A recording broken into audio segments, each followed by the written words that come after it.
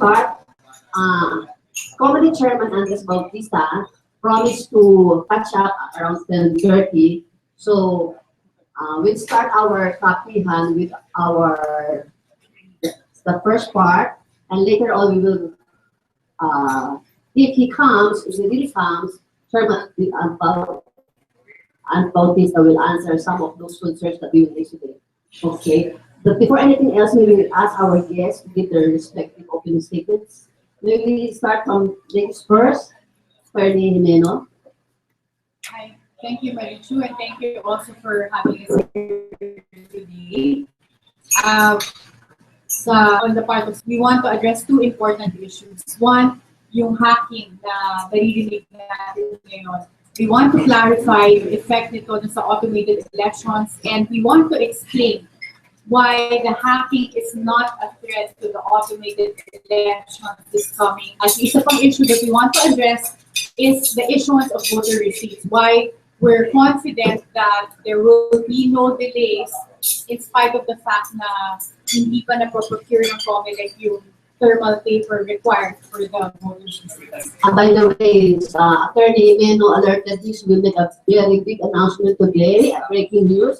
And by the way, we are carried live on stream by Manila Street, and many of the major networks here are here, and the COMELEC media are here.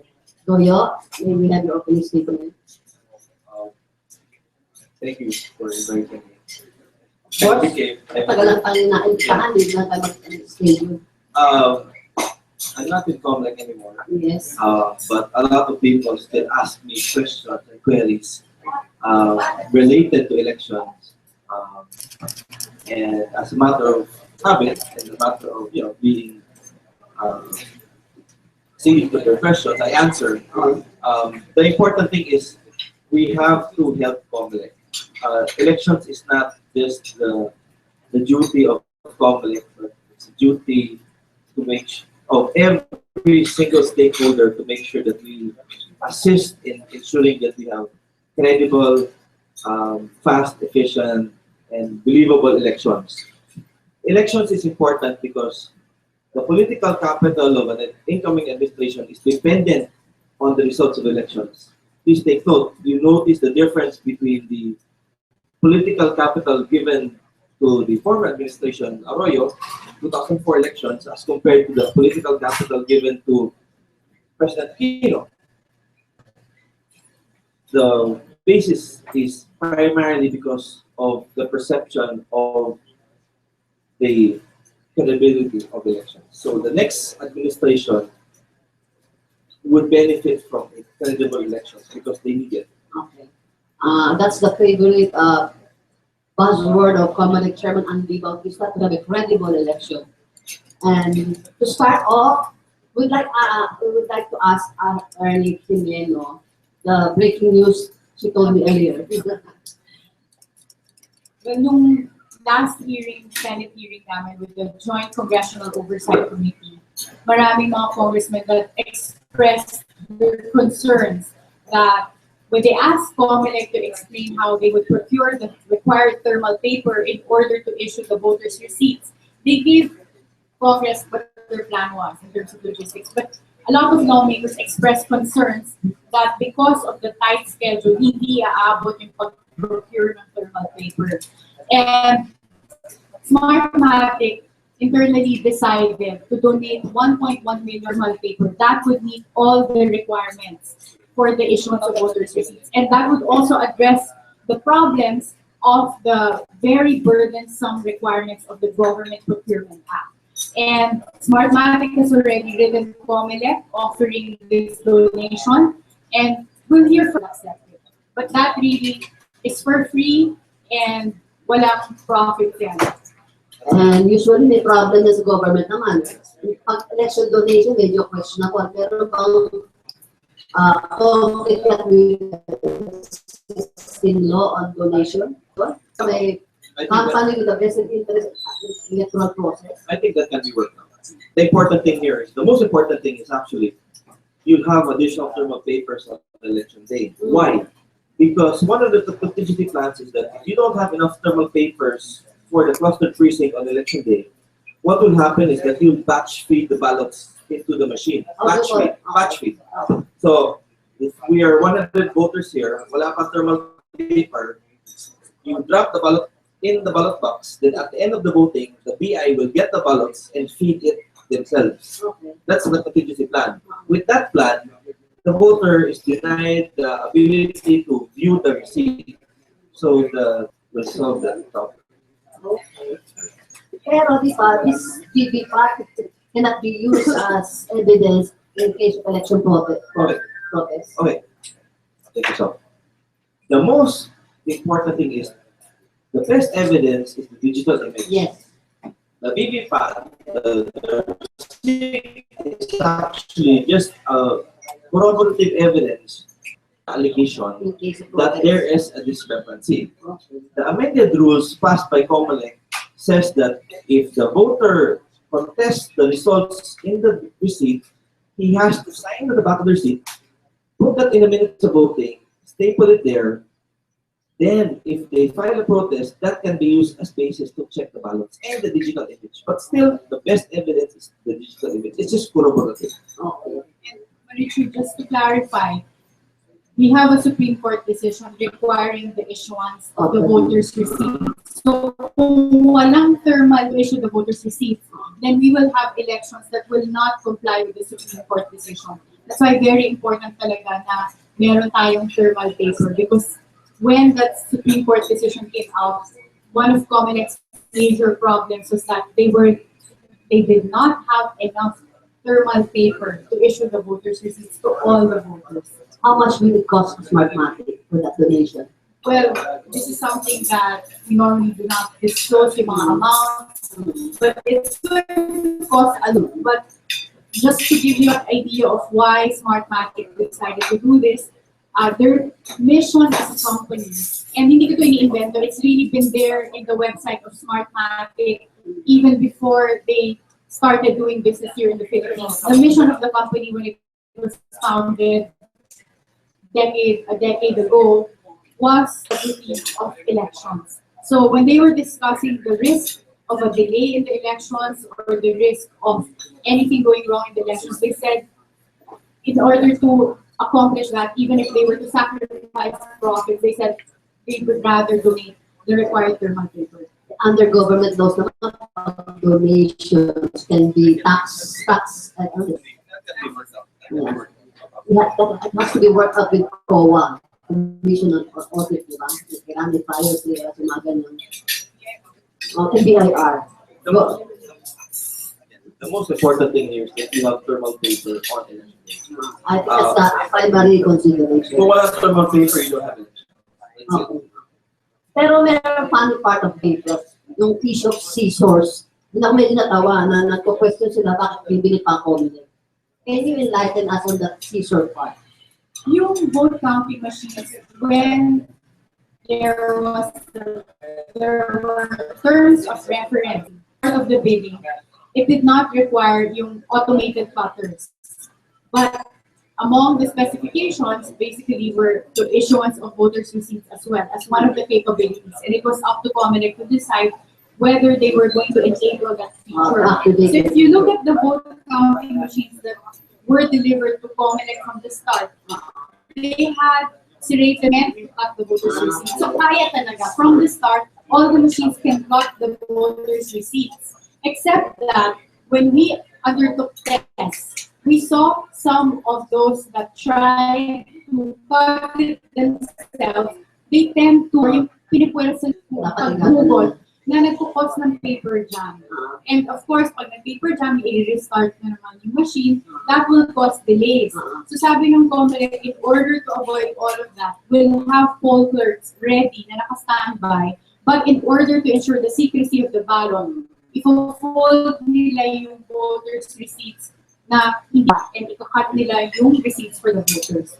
But if you are able to do it yourselves, kaya naman eh. It's the same cutter that's being used in credit card points of sale. So pag shopping kayo, yung nakikita nyo pag pinupunit yung mga receipts, it's the same technology. So as far as Smartmatic is concerned, okay lang mag-feed out ang COMELEC for 6 crores, whether or not can be used. Can be, Mas madali kasing i-procure ang scissors. Concerns lang kasi with the thermal paper. That's why it's not just the delay in the procurement. If the provider that is not up to the standards that's required by the vote counting machines, that can also cause a problem. So what we are ensuring here is that, one, you have thermal papers that are high quality, that meets the standards required for the vote counting machines. compatible sa Yes, DCN niya.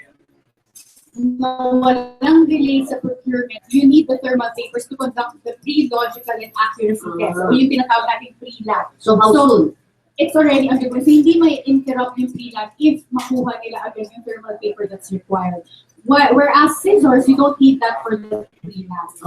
And then, again, apart from that, makikip natin together. So the idea is, since hindi magkakadelay sa procurement ng thermal paper, malalagay yung thermal paper sa loob ng mga vote counting machines. 21 rolls will be kitted together with the vote counting machines.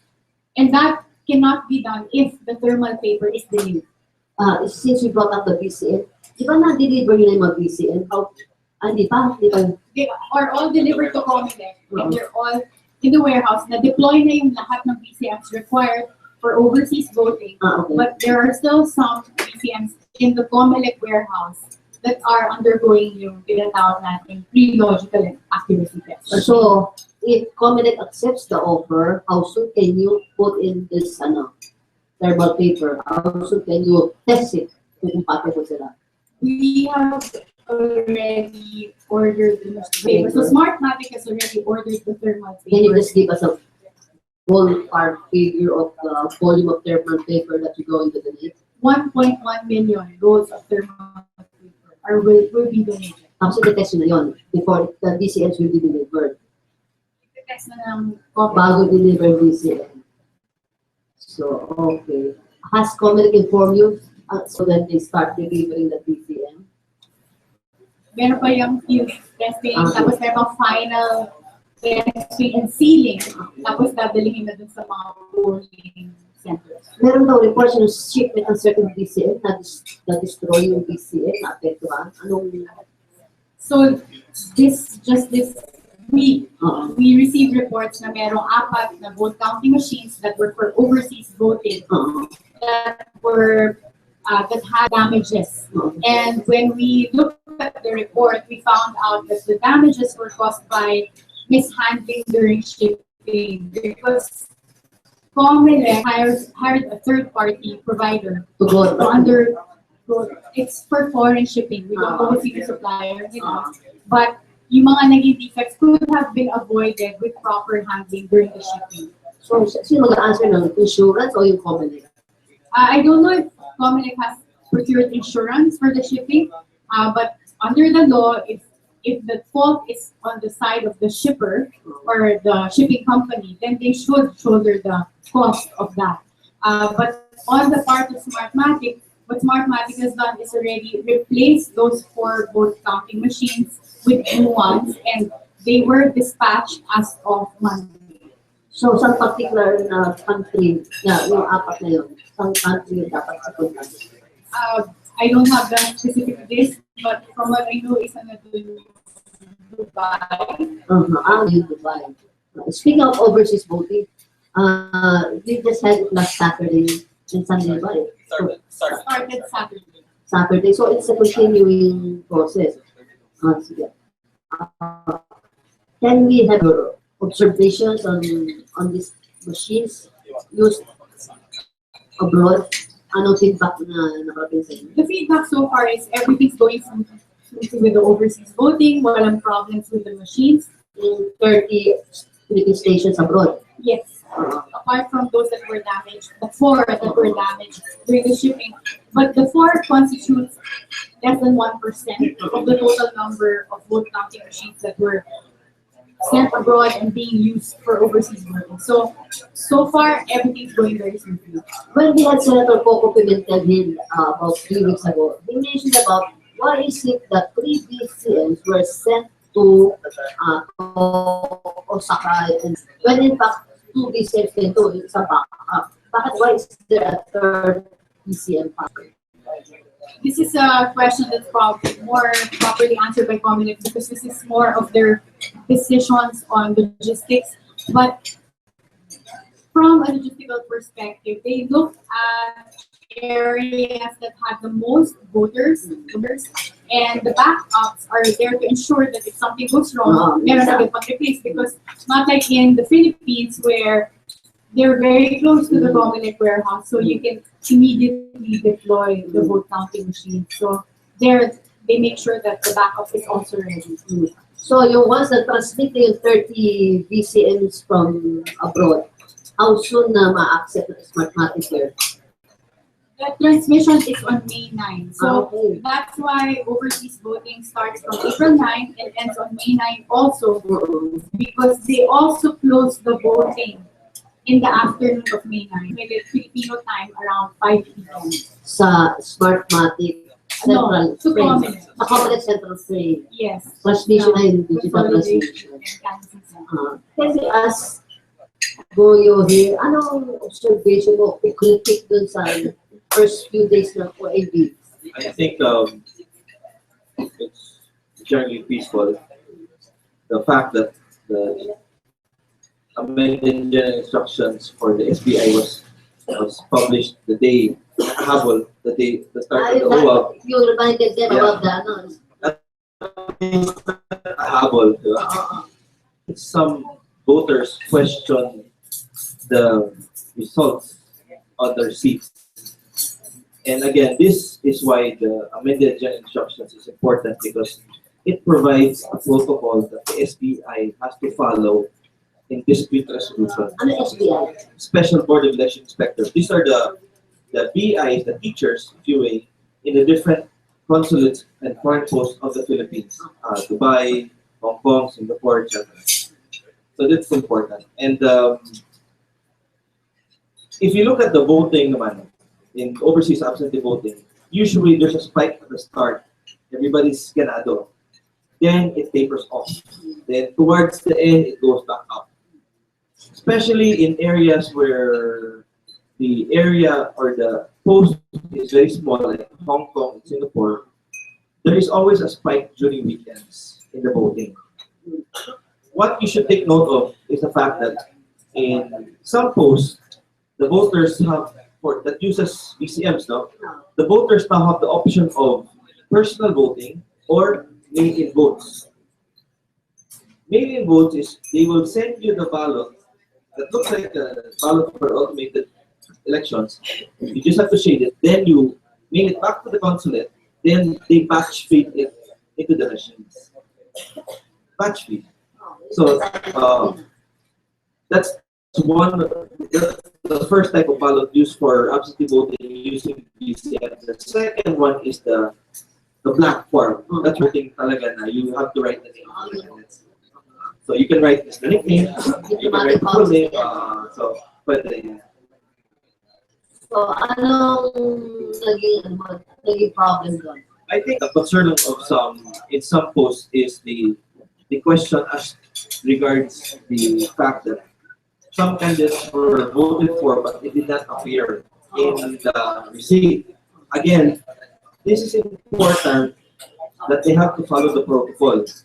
They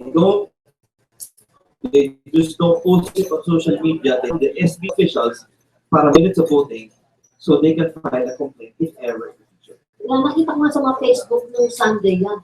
Meron silang, bakit yung mga these voters abroad, they were able to take photos that pinost nila sa Facebook na yung kanilang pinoto daw, nakashaded yung boto. Tapos they put si Maroha, sa nila ni Robredo, and they were complaining, pre-coded na daw yung vote. When in fact, they're voting for somebody else. I think if you look at the vote, the ballot now with parang naka-highlight. I think two things you have to look at is there has to be proof that there was actually a ballot with a highlight. You have to be sure that the highlight will be read by the ballot, by the machine, because ang suspect ko nga, sample ballot lang yun eh. Possible. Kasi they're not allowed, they were supposed to be, they're not allowed to bring their cell phones and take photos of their votes. Possibly. It's not supposed to be, but you know, again, that's a foreign post. Can Philippine laws be used and enforced in foreign? But a consulate is considered a Philippine. I know, but sorry, what I referred to was the publication kasi of the GI takes effect 7 days after. General instructions. Yeah. So exempted po sila doon? For me, yeah, you can argue that they're not exempted. Legalist but na yan, legalist. that's legal. Like, Marichu, one, I've seen the official ballots. Walang naka-highlight na portion. Official ballot, So wala. that photo of a ballot with a highlighted portion must have been Yellow. tampered with, which is an offense under our law. Okay. It's election paraphernalia under the law. You cannot tamper or deface or change anything in election paraphernalia or damage it. And second, so vote counting machines naman, even having highlighted portions will not have any effect on how the vote counting machines will reach the ballot. Again, yung lens ng vote counting machines, it's programmed in a way shades Na black. of the ovals next to the candidates that you are choosing for. And in terms of the threshold, this was determined by COMELEC. Kung anong threshold yung Ano ba yung threshold lang? over 50%. Okay. But in actuality, when we're testing, it's really below 50%. But we're telling everyone because we have manual audit also, yung random manual audit, para hindi nakakalito dun sa mga tao. The proper way of shading talaga is full shade. Yung pili-pili mo talaga.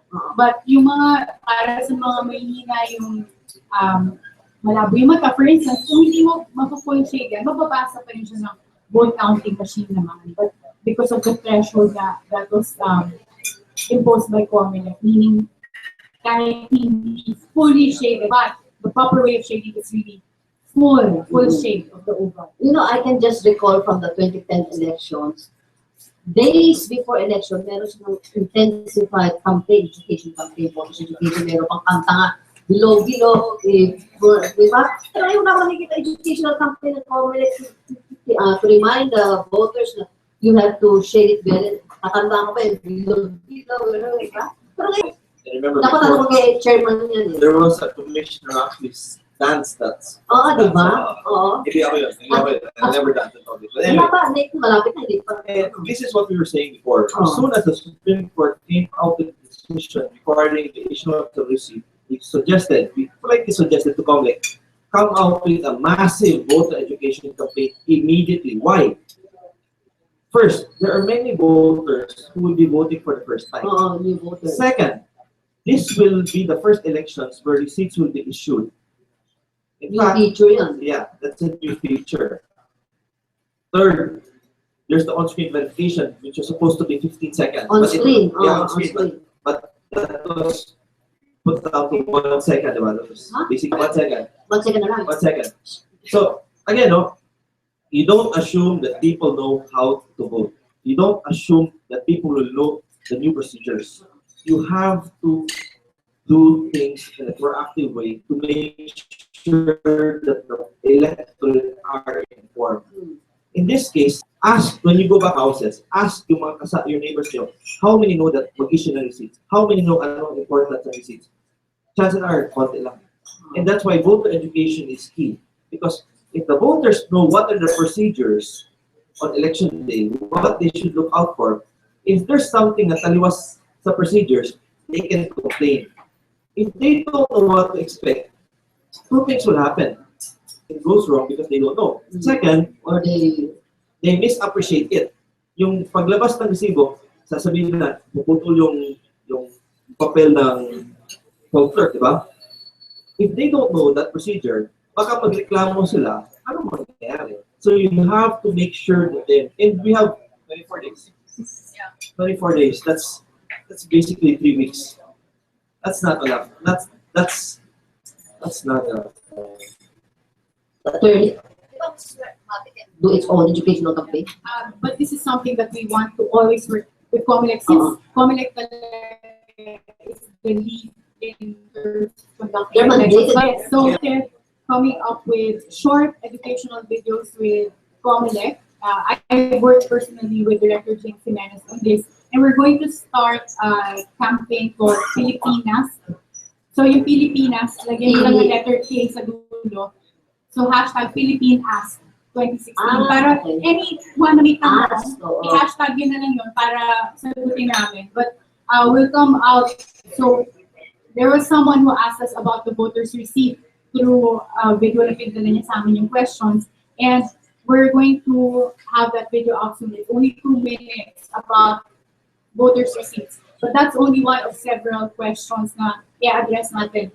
But to answer your question on yung kanina, bakit may mga instances na nag-iiba yung nakalagay sa voters' receipts from what they think is in their ballot.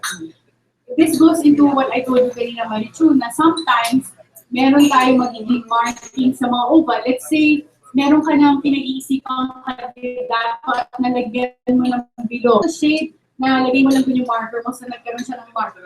But if it's big enough to meet the threshold that is programmed into the machines by COMELEC, in order to count that as a shade, maaaring maging overvote kayo. So let's say, pumili ka isang candidate, candidate A, pinag-iisipan mo na, so linagay mo yung marker mo doon, nagkaroon ng marker doon sa oval, that's big enough to be counted based on the threshold.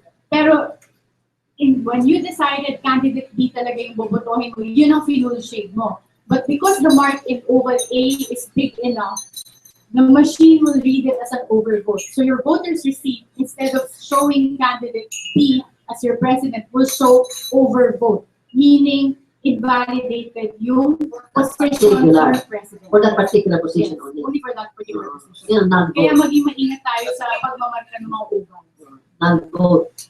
Overvote and undervote is not non-vote. Null vote. So people have, yeah, but people have to understand that there's a null vote where you overvote or you vote for more than one person, with only one winning candidate, or you vote for 13 senators when there's supposed to be 12. There's undervote, which is not a problem. I think the concern is that 13 votes ang nasa Senado. The entire? Yes. everything. So that's why we've been displaying since 2010 null votes, but some people refuse to understand null votes for obvious reasons. But what has to be looked at, more importantly, is the fact that there appears to be some voters who complain that they voted for one candidate, but in the receipt, it's another candidate whose name appears. So that is what I like. I think they should focus on instead of overvote or null vote. It's a fact that, or it's the allegation that some say that mali ang pag-interpret. But again, COMELEC and Smartmatic, they have to just make sure that people understand the protocol. Di ba sinabi mo nga sa inyo, may voters na nag-take ng photo, pero apparently, sample ballot yung kinuna niya. What if the voters, kasi ang mga Pilipino, medyo tigasin din mga kasaway din, no? Diba? Yung voters kasi, they bring it along with them at home. Oh, yeah. Kaya nga, under the law, supposed to be there. Kung ang binigay lang doon thermal paper na kahawig, hindi naman nakikita na tapos they brought home their receipt. That's important managerial instructions for the SBI because the managerial instructions now categorizes taking out of the voter receipt as taking out of election paraphernalia, which is prohibited under the Omnibus Election Punishable Code. by law. Yes. Ano ba punishment doon? 1 to 6 years. Wow. Dapat nila yan, i-educate nila yung campaign nila sa. Exactly. That's why we were reminding COMELEC that you have to come out with the rules because before the rules came out, there was no clear-cut regulation as to the definition of a voter receipt.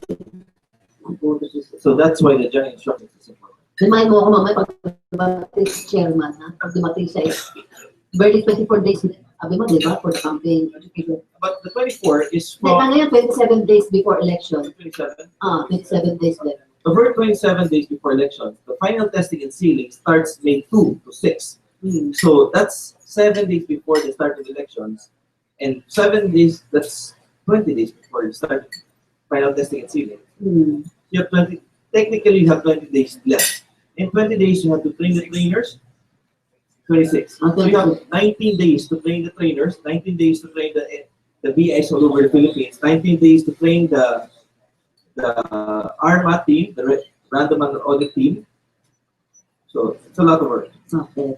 I thought to both of you, President Aquino just signed the Republic Act that allows non-teachers, I mean, public school teachers as PAI.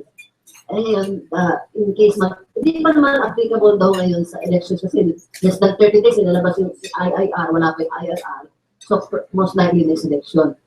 So, now, we will have to educate pa yung PAIs in case na kulang yung mga public school teachers, ordinary citizens with no integrity and competence, with no connections with political party or candidate, can be designated as PAIs. So, anong magiging mas malaking obligation yun sa Smartmatic to educate them, di ba? To train them.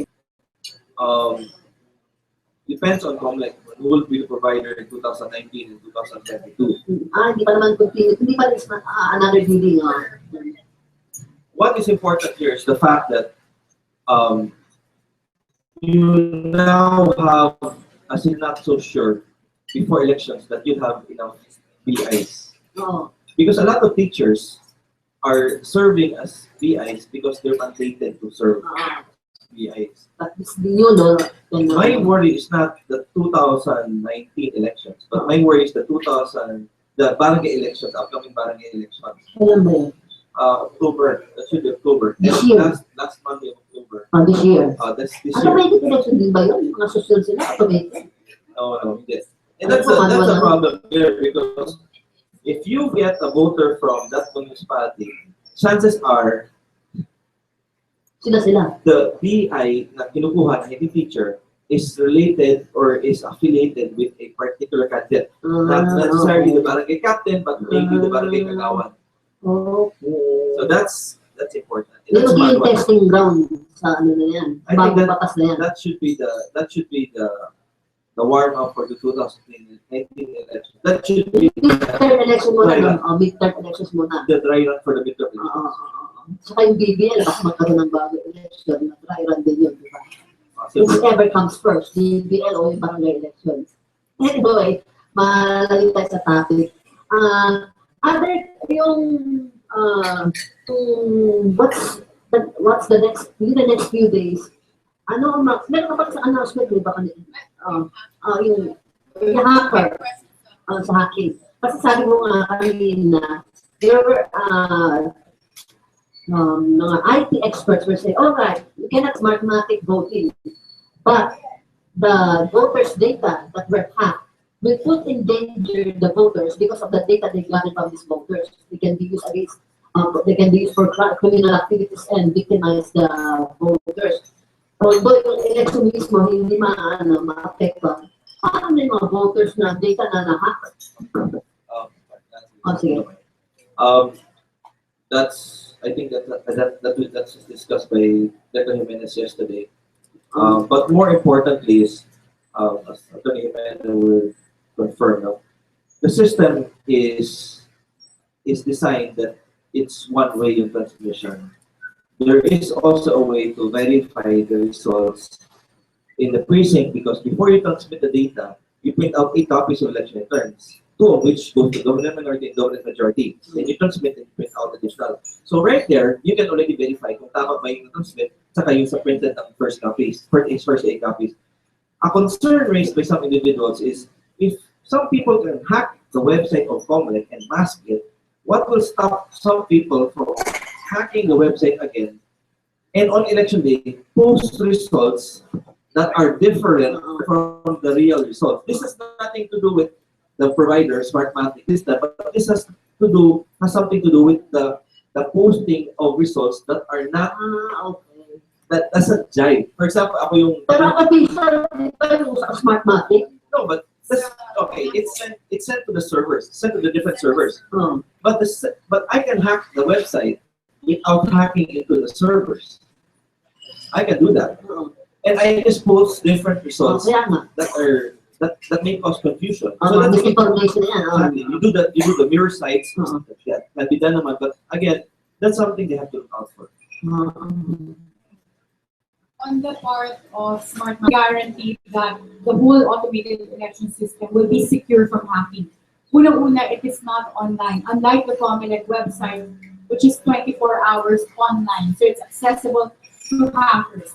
The vote counting machines are not online, it's not connected to the internet, so there's no way for hackers to access it. If they really want to try to access it, they would have to attach their laptops to the vote counting machines on election day in front of all the board of election inspectors and in front of all the voters. And because of the encryption level is 256. For those of you who are not technical, let's just say this is higher than what most banking programs use for security. So it is higher. In fact, some IT professionals say that on a it will take 50 with system. So kung you only have election day, you only have a few hours, nandun ka na nga, nakasaksak ka in front of the vote counting machine, in front of everyone else, it will take you 50 years at least to hack the encryption of that vote counting machine. And it will only yield at the most 800 votes. Kasi 800 votes lang per vote counting machine and they're separate from each other. And when they go online for transmission, it's only for a few minutes, mga 3 minutes maximum. And they use a private network. So this is not the same network that everyone else is using for their internet connection or for your cell phone data connection. They go only for the purpose of transmitting results. So it's like you driving in a highway, trying to get to another highway na may nakaharang na malaking pader or wall. So it's very secure, and we're guaranteeing to everyone that this will not be accessible to hackers. Okay, go ahead. So take it then. Again, there are ways to verify the results. The voters have to understand the importance of the first 8 copies of the ERs, because that will allow them to verify the results right there in the precinct kung tama ka. So that's why key to this is politicians, stakeholders, or citizens armed way to immediately send the data or results from the first 8 to the representatives of the Board of Canvassers to verify. There is one thing I'd like to discuss. Now, before kasi is all the data from the precinct is sent to the municipal or city board of canvassers. But if you cannot send, you then bring the card to the municipal or city board. The rule now is that after transmission and after printing out all the ERs, the BEIs have to manually bring the SD cards to the BOC for manual upload. There's a confusion here as to what's the use of that. That is merely for backup purposes. The basis for proclamation is still the transmitted data. So if a municipality has a 100% transmission, the Board of Canvassers of that municipality can proclaim the winning candidates. You do not have to wait for the SD cards to proclaim the winning candidates. Why? Because if you wait for the SD cards to win, the losing prevent the SD cards from being brought to the Board of Canvassers to stop the proclamation. So the confusion here is what's the use of that SD cards being brought to the Board of Canvassers? That's merely for backup purposes, for transmittal later to the provincial Board of Canvassers, or in certain cities to the National Board of Canvassers. Yeah. Yes, and Marichu, right now we're using 2 SD cards. So one is the main one, wherein after the close results are immediately stored in the main card and it is encrypted. And the backup card mirrors the SD main card. And the backup card is read-only, meaning it cannot be overwritten, it cannot be revised or changed. So para siyang DVD na bawal i-rewrite.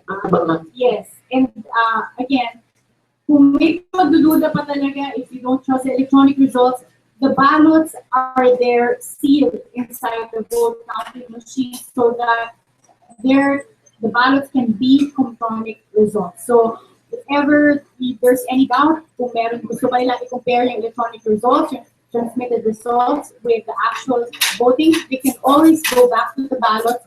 The ballots have hard copies there, and digital images of each of the ballots that are fed by each of the voters into the machine. So, going back to the original question, hindi makakapagod. Because ang naman, important frame, yung voters data. So, again, to ask Chairman Bautista, if it ever comes, what will happen to the concerns? Parang sa akin ano eh. Wait, go on. There is one thing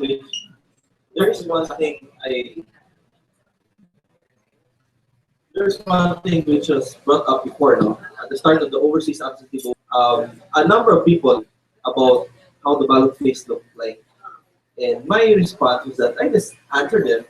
And ang dami nagtanong sa akin on social media. So I figured I might as well just do a post. And this is my opinion. Sila na bahala. I think some people took it or misinterpreted it. Can I just read something I prepared this morning? Ito kasi na, statement eh. But, I will give the floor to Chairman Bautista on the way na. So you ask questions to them na. Okay, under the rules of COMELEC, the filing of a COC has to include after his name the nickname for which he is known for. The nickname is specifically attached personally to the candidate. They apply to the candidate himself or herself. A lot of the candidates are friends of mine, including the candidates that was mentioned. Won't name na lang kasi, well, for me, Mar is a friend. Yeah, but that doesn't. But I was asked as a former communication. And the problem here is that they're trying to slant it to try to dismerge me. So that's part of the game. For me, Mar is a friend. I've known him since the administration of President Estrada. In fact, the more appropriate nickname for which he was known for before was Mr. Palenque, which he used in the 2004 elections where he was proclaimed as #1 senator. The same elections where former President Arroyo was proclaimed as president. There have been instances in the 2013 and 2010 elections where, kasi 2010 and 2013 elections, we print out the name on the nickname of the candidates may have some variation. Several examples were given. Lisa Mas of Gabela, Promdi, etc. But this merely reinforces the statements I previously made. Why? Because these nicknames are nicknames that these individuals were known for, thus allowing the use for it. And more importantly, these nicknames were not used as slogans for government projects and programs, which is the case faced by some Daang Matuwid. But Daang Matuwid is not just any campaign slogan. It is the battle cry of this administration. Just like the slogans of previous administrations, it is a slogan by which the programs of government are anchored on. The achievements and economic gains of the government are tied to that slogan. So the official gazette. The slogan Daang Matuwid is intertwined with the social and economic progress of the country. In many places in the countryside, the announcement of a government project is hailed as a project of Daang Matuwid. Precisely because it is the anchor of this administration. Again, like I said before, I made a post simply because several people had asked me about the ballot base, and I simply responded to the query. And the opinions I gave were on two matters. One, the use of a campaign slogan in the ballot, and second, the violation of the provisions of the Omnibus Election Code for using government funds to directly or indirectly aid candidates. Please remember that the thrust of any election management body for any and all elections is to provide a level playing field for all candidates. I hope people understand this. The floor is now open for question. Just introduce yourself. Sila. Sir, on Manila, earlier he should have statement that there could be fair of election if we would adopt this. So since different ano na yung na-expect mo niya? At that time, it was based on yung projection ng timetables na because at that time, we also knew that COMELEC did not have enough thermal papers, did not have enough time to also train yung mga field personnel. By then, we're 60% trained na. So, in order to address all of that, again, that was their professional assessment based on their experience in conducting elections in other countries. They said that this decision coming so short and so close to the elections may cause yung quote-unquote failure of elections under the general term, not in the sense that equivalent to failure of elections under Philippine law. But I think because they wanted to comply with the law, and COMELEC's decision, of course, is also to comply with the law, talagang ginawa ang lahat para maisapatupad yung decision ng Korte Suprema. And that meant right now, all the workers working overtime and having a contingency in case someone gets sick na merong papalit. Now, in terms of the thermal paper, that was one of the major obstacles that Smartmatic also saw. That up to now, COMELEC has not been able to procure the required 1.1 million thermal papers in order to address the need to issue the voters' receipts. That's why COMELEC this week is offering to donate 1.1 million rolls of thermal paper, the required amount, in order to ensure that there's no delay in the issuance of the voters' receipts, and that these thermal papers are also there in the test that is right now ongoing, which would be delayed if hindi makuha lang yung thermal paper on time. And on top of that, nung nagka-Senate hearing, pinag-uusapan yung pag-deliver mismo ng thermal paper, even following yung timetable ng COMELEC dun sa procurement. And a lot of congressmen expressed concerns na sigurado ba kayo maaabot, baka yung ibang ipapag-deliver ninyo, yung ibang probinsya, walang makukuha ng thermal paper at walang ma-issue voters' receipts. And I'm sure our media members were there at that time also when they were saying that, right? So, when we saw those problems, Smartmatic decided na i-donate na lang para makit na. Ibig sabihin, ma-pack together with the vote counting machines yung 21 rolls of thermal paper that are required to issue the voters' receipts for all the 97,000 plus precincts. Those doomsday scenario, We don't see that happening. We don't, it's not applicable anymore because all types of solutions were formulated to address yung mga concerns na raised when the Supreme Court decision came out.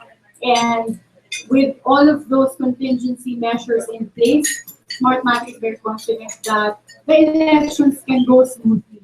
And even the voting time was adjusted. It's now 6 a.m.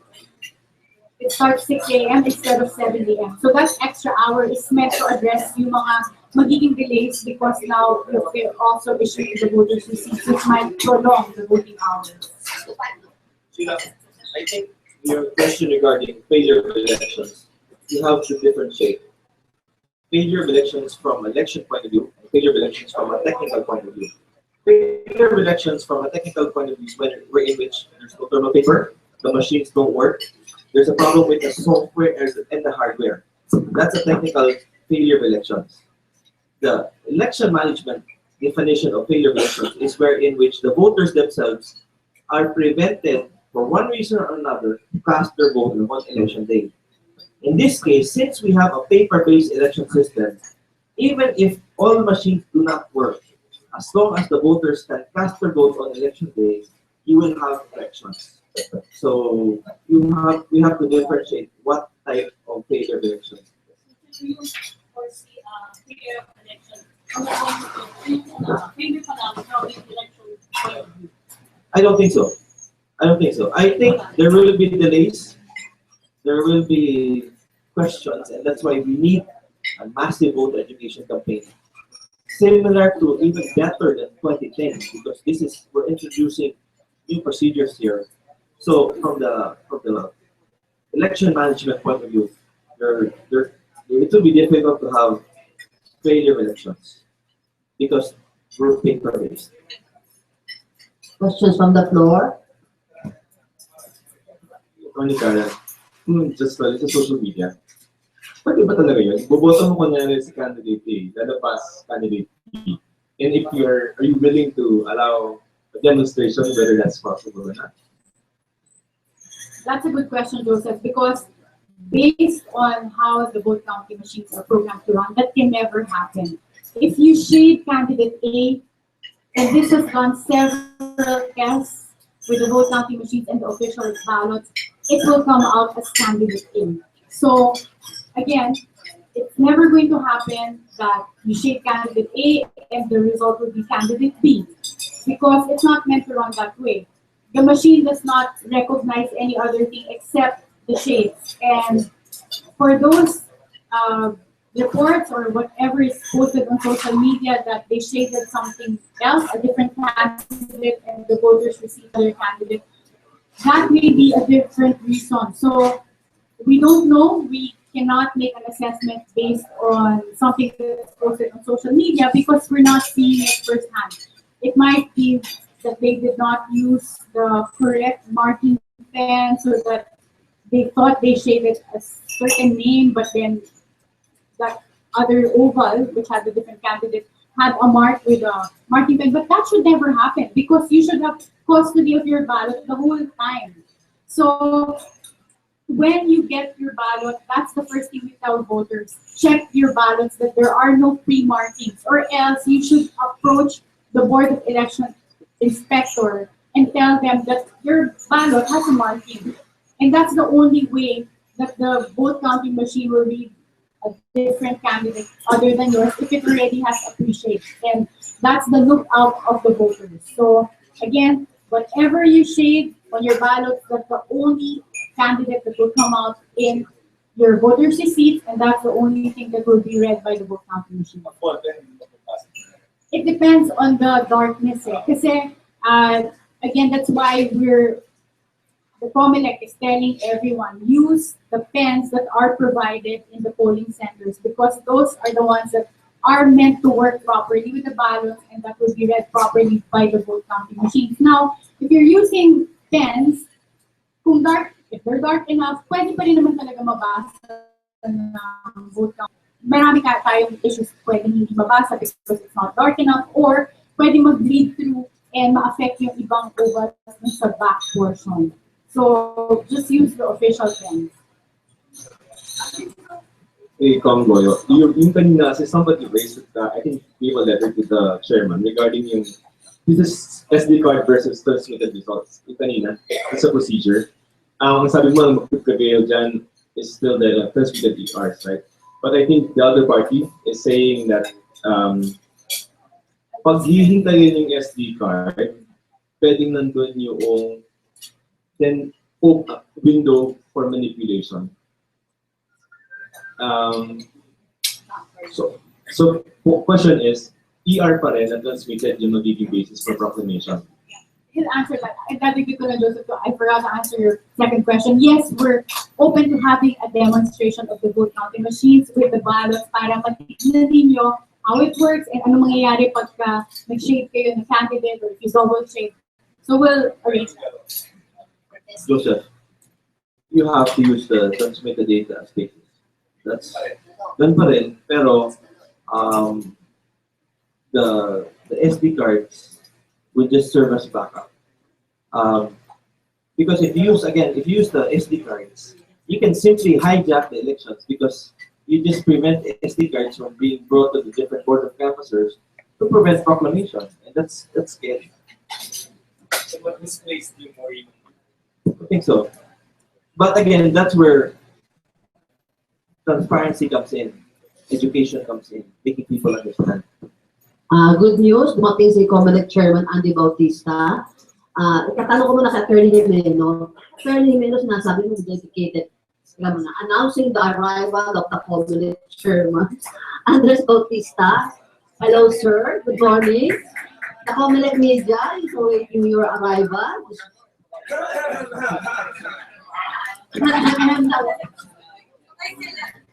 Thank you.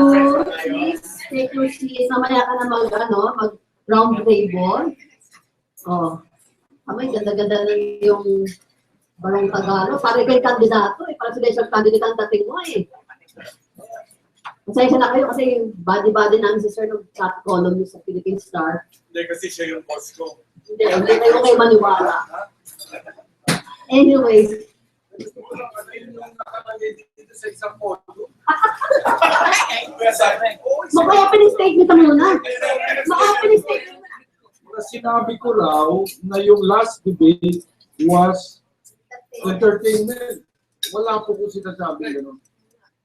Eh, pero linagay ng isang top columnist eh. Pero ang was posted Binay, oh, si Binay nagsabi na, kasi Marichu. Eh, sabi ko, ano ito, hindi naman ito totoo. I never said that. I never said that. I never said that. After debate interview, Wala po ako sinasabi. takot na lang sa sabi of the record. It's too commercialized. Hindi na lang sa tapos mabaya. So, hindi ko sinabi yan. Ha? Okay. Number 2, meron din sinabi nito. Hindi na naman totoo. Tungkol doon sa canvassing site. Oo. Ang nangyari dito, itong sinabi ni, ano ba to? Si Madam Sheila yata. The truth is not setting us free. It's accurate. Okay, ang ano dito was that, nagkaroon na ng decision dati na ang canvassing ay magaganap sa Manila Hotel. Ang iba, dahil nga, it was seen to be the most cost-effective venue. Kaya lang, subsequently, PICC came up with a better proposal. Kung kaya, sa aming palagay, dahil mas maganda na yung proposal, inilipat natin ngayon sa PICC. Kaya na nangyari. Oo. Pero dito, kung ano-ano na namang editorializing eh. Bigay namin sa inyo yung total. Wala sa aking kamay ngayon. Alam ko si Chairman Bautista. Bautista. Sinasabi niya, he keeps saying bossing niya ako, pero he keeps attacking me. Kaya na naman. Because now attack me of this road in That's freedom of expression of the Philippine Star. Merong version ng debate. Anyway, Sir Chairman, kanina maraming questions na ikaw lang makasagot. And our Attorney Jimeno gave us a breaking news that Smartmatic has offered you that they will put the bill for the thermal paper. And they are not awaiting your reply. That's correct. Yes, that is true, no? That we received a letter from Smartmatic.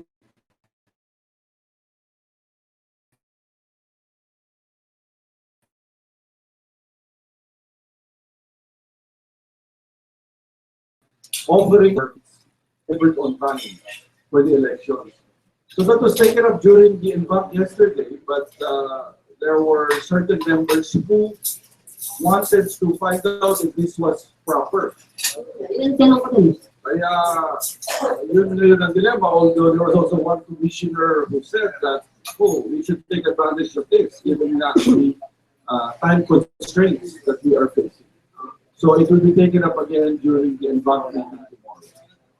Why do you keep delaying your decision? Why it's not a decision? Teka rin kayo COMELEC. Hindi naman. Kaya lang, siyempre, kailangan pinag-aaralan muna. Siyempre, then you have to cross your T's and dot your I's. Yes, sir. Yeah, I was also asking the propriety of accepting a donation from a vested interest company doing business with COMELEC. Yung COA provisions, what are the COA provisions? Pero kung libre nga, kung tax exempt and for higher consideration na elections ito, pinag-usapan. yun nga ang inaano. So in fact, pinaaral namin sa ating law department. Although what's interesting about this is that it is free. And second nga, given the challenges of time that we're currently facing. So it is being deliberated, but I believe we should decide by tomorrow. For your information, yeah. Speaking also as a lawyer, if you look at our administrative code, Government Procurement Act, your conflict of interest, vested interest, is defined in a specific way. And in this case, it will not fall under that definition because, in fact, here the technical service provider will be incurring an expense in order to make that donation. After expense, okay. Pero meron naman vote coming from former COMELEC Commissioner Gregorio, Larrazabal. Go! Okay, ano mo nga? I think that's a welcome. That's something that COMELEC should welcome. In the new SBI general instructions, the 20 plus 1 thermal papers have to be packed in the BCM, so that will help COMELEC. But that's up to COMELEC to decide. But it's a good. One vote sana, kaso din sa commissioner. Pero sir, can you clarify yung sa scissors na na-resolve na ba nyo? Yung scissors, mag-pick na pa ba? Yes, so we will be using scissors. Yesterday, we promulgated the supplemental general instructions.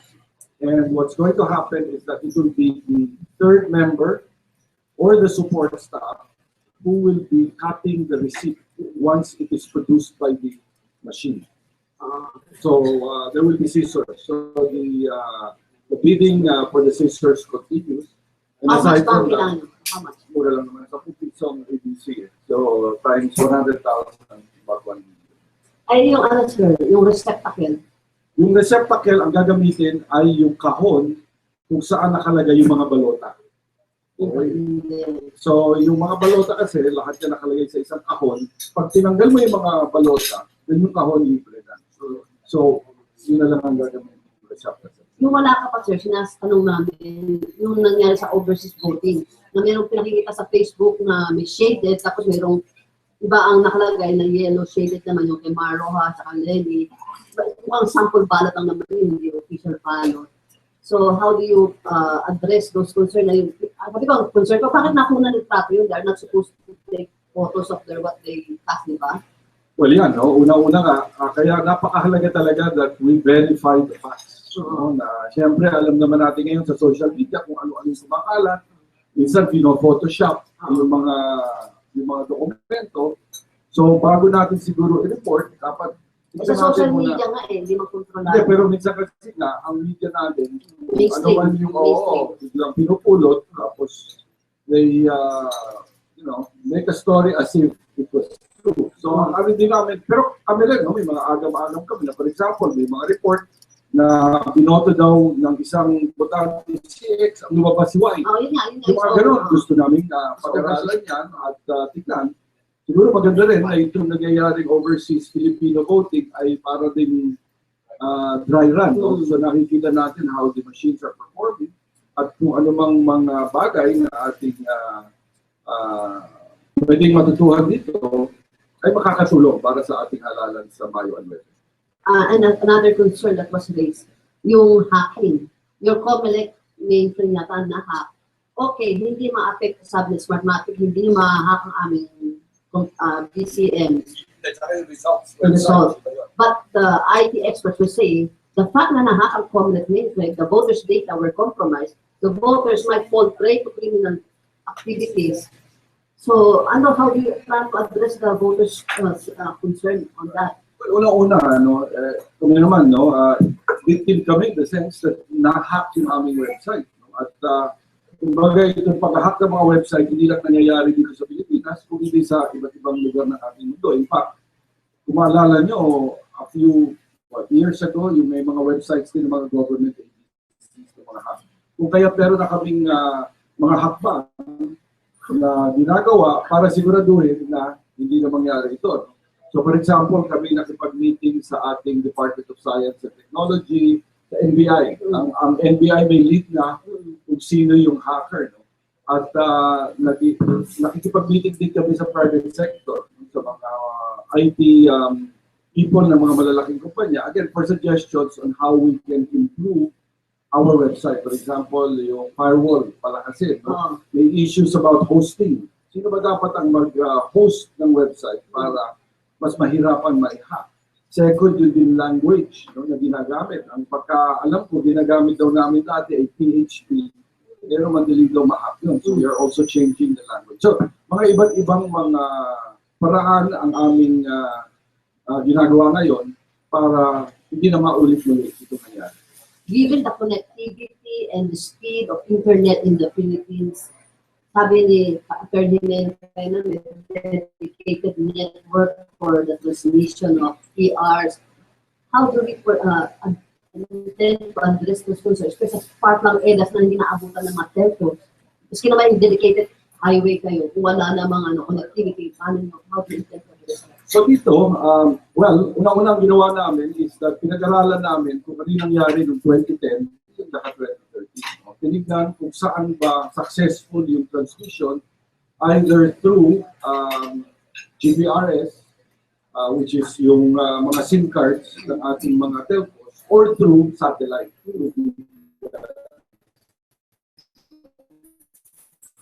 Maliban panibagong site survey. So tinitingnan natin sa bawat polling center, saan ba, sino bang merong malakas na signal. At kung wala mang signal, dapat meron tayong mga satellites, mga beacons na naka-deploy doon. Tama yung sinabi ni Chairman Andy. And to add to that, meron tayong gagamitin na 4,500 beacons para doon sa mga areas. Beacons, ito yung satellite-based na network na hindi tayo nakasalalay doon sa mga ginagamit natin for our cell phones. Kasi para doon sa mga areas na okay naman yung signal, we will be using the telecoms, Globe, Smart, and Sun. Ngayon, dahil nga doon sa site survey na nakita natin kung anong areas ng 2010 and 2013 elections na hindi nakakapag-transmit because they either have weak or no signals, then those areas will be using beacons. They are yung satellite-based na technology na makakapagpadala, makakapag-transmit ng results without using our telcos.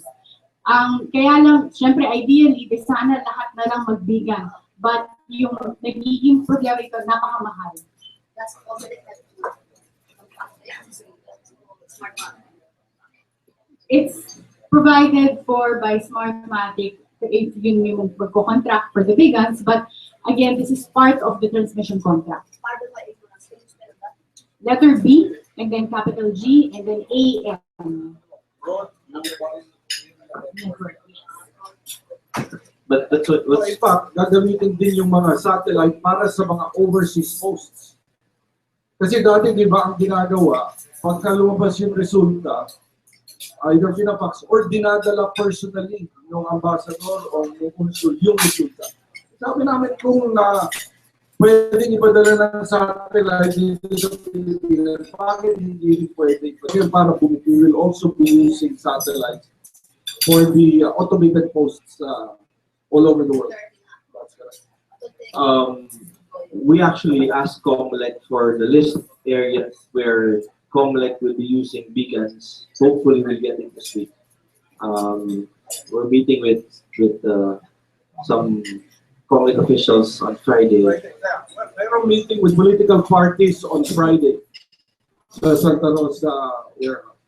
And there are several technical details of the preparations which we have asked COMELEC. Until now, we haven't received any information, but that has to be discussed there. That's technical na yan. That will be discussed. Since si Chairman, sinimulan tayo sa debate, yung katatapos na UST Vice Presidential Debate, mas magulo dun sa aming presidential debate sa Cebu at may mga hectares pa na na-over yung mga hectares. Bakit hindi natin na yung portion na ito? Well, makikita nyo naman talaga, no, itong ating debate series. Sabi ko nga, this is the first time that we are doing this again after 24 years. No? And in fact, salamat po. Ilalagay nyo sa column. Tapos, this is the first time that we've had a COMELEC-enabled vice presidential debate in Philippine history. So, syempre, we are trying to learn to go along the way. For example, yung pangalawang debate sa Cebu, maliit yung venue. Maraming nagagalit. Ngayon, ito namang vice presidential debate, sobrang dami naman. So, kumbaga, iba't ibang mga paraan, iba't ibang mga venue, iba't ibang mga format. Sa puno-dulo niya, nakipalagay, hayaan ang taong bayan na parang buffet yan eh. Diba? Na para lang nakikita nila. Buffet, yan sabi naman nila, buffet. Buffet o formats. Buffet o formats. Pero hindi entertainment.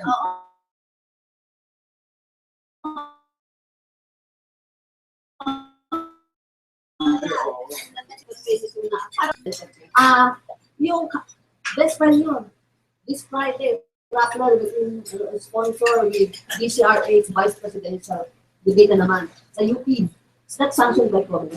I am not aware. Ang best friend ko si Paterno. I am not aware. Narinig ko ngayon sa DCRH, they conducted a next round of Vice Presidential candidate debate in UP between DCRH and Butler. Yung mga ganyan, debate, okay na sa COMELEC whether it's sa. Kasi body, they conducted their own debates. Well, alam ko meron pang mga ibang networks na gusto mag-debate. Ang issue dyan yung limits. Eh. Saka yung As I said, political advertisement na- By and large, ang COMELEC, gusto nga namin na mas maraming debate, mas mabuti. Pero meron ang mga alituntunin tungkol dito. So, kailangan lang sundin yung mga alituntunin. Pag umover dun sa minutes, baka magka-problema yung kandidato. So, deductible yung mga appearances sa Well, kung debate. hindi COMELEC enabled debate, madididak. Ang come on this COMELEC, hindi yung deductible sa daily pala. Okay. Now, therefore, one. It's air daw. Ay, di si RH nga eh. Rappler.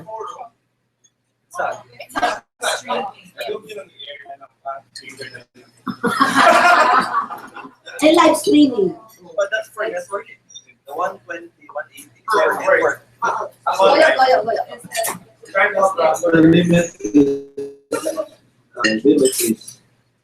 per network. Diba? So the limit sa online, that has to be discussed. But the point of network, yan, ang problema lang is how do you tackle now the cost of it? Sose naman yan. No, so sose naman yan. You have to look at that.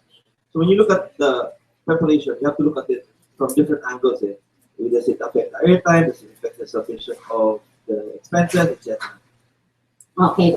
Before I give Chairman Bautista to the rest of the media, teka muna ah. Don't put na, ikaw na sa hot seat. Yung burning issues, Cebu, ayan.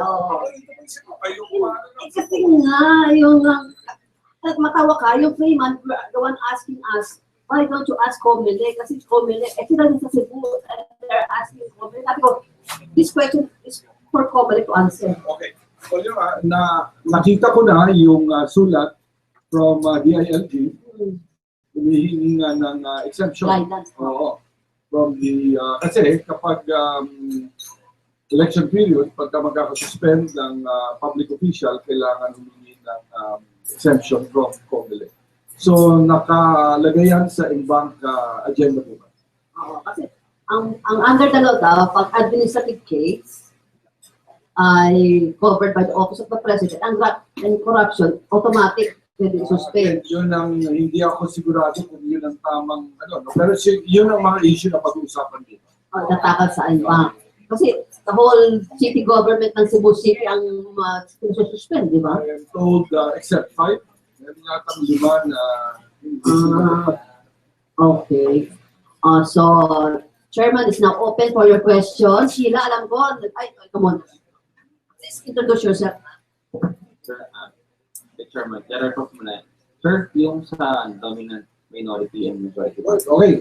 So, kahapon, pinag-usapan namin yung magiging dominant majority at dominant minority at merong formulang binuo ang COMELEC. At dito, syempre, kino-consider kung yung mga presidential candidates, kung ano yung candidates nila for national positions, candidates for local positions, number of incumbents.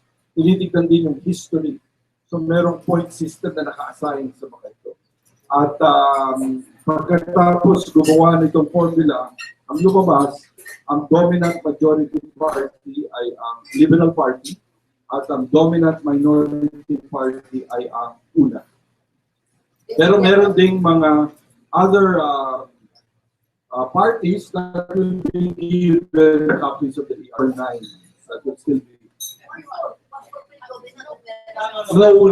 Nauna sila. Hindi. Ang nangyayari kasi is may 8 ER na ipiniprint muna yung makina at yun binibigay sa dominant sa PPCRB. Pagkatapos doon, i-transmit yung resulta. Tapos, mag-imprenta ulit ng 22 copies para naman sa ibang mga parties at sa media. Sir, follow-up. Sir, yung ibang parties, would you know na po? Again, No, it's the usual, Nationalista Party, NPC, definitely. Nakita ko, KBL, nandun, PDP Laban, NUP was there. Yung mga nag-apply, hindi naman kasi umabot ay sa 10 yung nag-apply. So, lahat will be recognized. Tapos may mga regional parties din. Sir, you mentioned kanina yung problem sa transmission. Ano yung area yung gagamitan ng vegan? Yun nga yata ang information. Yun ang pinag-aaralan pa. Pero meron ng meron ng kumbaga preliminary list. No? At siguro na-announce sa inyo kahapon ni Director Jimenez na yung ating transmission readiness test. Okay? / para na rin mock elections ay magaganap itong April 23. 10 or I think 20 locations all over the country. Yun na nga, alam mo, inisip ko rin yun. Kasi ako, wala eh. Kasi nga, nagkaroon na eh. O sige, parang sige, mag-aalamin tayo. Okay. Pero nakita ko ito, Davao, meron sa Bohol, meron sa, transmission readiness, lahat na gagamitin. So, SIM cards, plus kung kakailanganin ng bigan. Tapos meron din tayong transmission network test na mangyayari naman sa April 24 sa warehouse. Okay. Sa Santa Rosa warehouse. We had the experience of fastest speed during APEC. Are you considering to use that network na na-use APEC noon? Ganun kabilis noon ang internet? Hindi pinakamabilis sa traffic. Hindi, walang umagalaw. Wala. Kaya nga, ito. Hindi ko alam speak about the internet. Marichu, it's designed to be fast, theoretically, because again, we're working with the telcos here, but since devoted na yung network, yung mga nagiging common problems kung bakit mabagal ang internet din yung congestion, yung maraming share should not exist with the transmission kasi private network siya at walang ibang gagamit nito except for transmitting the report. Di ba sa APEC no, napaka-bilis. Parang gano'n. May sound effect. Question, yung traffic hindi gumagalaw. Chairman, good morning. Sir, yun lang po sa general instructions. Sabi po ninyo, meron kayong reservations dun sa paglalagay ng indelible ink. Kasi nga, ang aming pinagdedebatehan kahapon was, kailan nyo ba dapat ilagay yung indelible ink? Dapat ba, right now, if you look at the instructions, ilalagay yung ink bago ibigay ng third member yung resibo. Di ba? Ika-cut ng third member yung resibo. Wala sa makina. Bago niya ibigay, lalagyan ng indelible ink. Ngayon, may mga agam-agam, ano kung matapon yung indelible ink sa tabi ng makina? So, tapos doon, hindi ba dapat ilagay yung indelible ink? Pag ida-drop niya, yung hulog niya, yung resibo sa receptacle. Dahil completed na. Now, sinasabi naman doon ng iba kasi nga baka naman hindi na siya dumaan doon, hindi na malagyan ng indelible ink. Pangalawa, sino daw ang maglalagay ng indelible ink? Will it be the chairman or the second member? Sabi naman, baka daw, pag yung chairman or second member, kunyari meron ng pila doon, baka mahirapan, baka matapunan din yun ang mga balota ng indelible ink. Iniisip namin, bakit hindi na lang yung civil society organization, yung citizens ang maglagay ng indelible ink. Pero sinasabi, kailangan daw one of the three members. Well, again, hindi sa akin yun, pero so anyway, so after nagkaroon ng debate, napagkasutuan na, sige, ilagay na lang bago makuha ng resibo nung debate. Siguro yun ang panawagan natin sa lahat ng mga botante. Kung pwede, alamin nila yung proseso bago sa araw ng halalan. So yan siguro malaki ang papel na gagampanan ng media para mapaalam kaagad sa ating mga botante ano ba yung proseso para hindi tayo masyadong magtagal sa araw ng halalan. Before you arrive, sir, we were asking that precisely. Parang COMELEC has something very visible in its educational campaign. And compared to 2010, mga kanta-kanta pa, jingle out to the, ngayon wala kang nakikita, barely 26 days left. Meron na. Except ito nga eh. Kasi nga, itong GI ay kailangan para gumawa nung video production. So ngayon, gagawin na namin at hopefully sa tulong ng media, talagang we can disseminate. No? For example, ang Starbucks, handa naman kayo magbigay ng mga full-page ads ng libre, di ba? Yeah, kailangan. Kasi si President, sumihin nila pera para bayaran. Bakit sabi ko ang mga broadcast? Ito si Chairman 7-year term ko. Lagi na lang ang competitive active masyado. So, paano ka ba, sir? Yes. Kaya pala. Anyway, meron mga sir. Yes, sir. Dalawang points lang. Una, I guess, ano ba yung kinoconsider natin voters education? Because if you look at the law, kasama naka-highlight dito voters education, including debates. And again, it is only under this term of our COMELEC chairman na nagkaroon tayo ng presidential debates in the last 24 years and the first ever vice presidential debate. So I see that as a big stride in voters education. But second, yung educational videos naman on how to conduct the voting, tama rin na inantay kasi yung general instructions. In fact, nagkaroon na tayo ng draft commercial. As in, tapos na yung commercial on how to undergo the voting process to educate voters. Biglang stinop yung pag-release noong nagkaroon ng Supreme Court decision. And when we were talking to the editing team, hindi nila basta-basta may edit na mag-insert sila ng video na biglang nag-create ng voters. Apparently, it's a long process of having to reshoot. So, yun yung mga naging challenges. I know it's so far from hindi mo may isip na konektado pa yan sa Supreme Court decision on voters receipts, but it was also one of the casualties. If I may just add, no, yung sinabi ni Karen, a part of the contract with Smartmatic is that they will help us produce and create itong mga video instructional. Tapos na yung video instructional, kaya lang, dun sa instructional, on-screen verification. Ngayon, dahil nga pinalitan, di kailangan mo palitan din yung video production. 1 second. Marichu, I think there was, yung sa Cebu, I think you have to differentiate what type of cases, because my understanding is that there are certain types of suspensions that you need exemptions from COMELEC. And I think that was previously discussed by the NBank already. Another case open. Yeah, but that might be another case, but there was another case already previously discussed regarding exceptions granted. But I think that might be. Baka natin bukas yung NBank nila. Anyway, babalik tayo doon sa media campaign.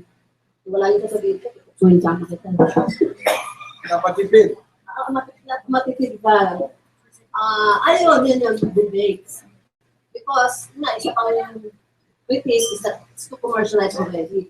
Sabi ni Coco Pinita, who was our guest a few weeks back, why don't COMELEC provide a permanent budget for the holding of debates? Para hindi na mag-realize sa mga networks who can dictate the terms of the debate and make money out of it.